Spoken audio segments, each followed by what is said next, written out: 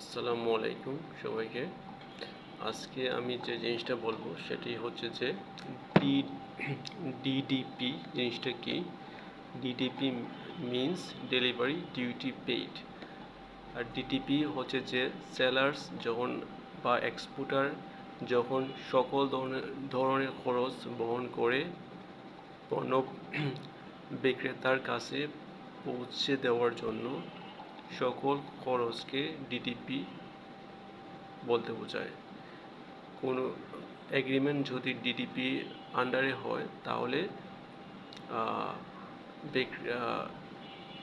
Sellers বা exporter উনি পরিবহন খরচ, কাস্টম খরচ এবং delivering cost, insurance, every cost he will bear. এবং যিনি ক্রেতা উনি শুধু ওনার পণ্যটা পাবেন, এতটুকু ওনার খরচ। উনি ওনার পণ্য বুঝে পাওয়ার পর পাবেন, এটাই ওনার, আর তার বাইরে ওনার কোনো খরচ নেই।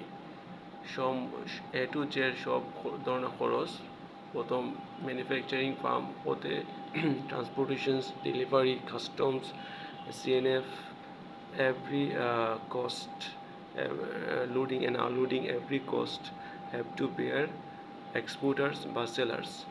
এটা হচ্ছে যে ডিডিপি টার্ম।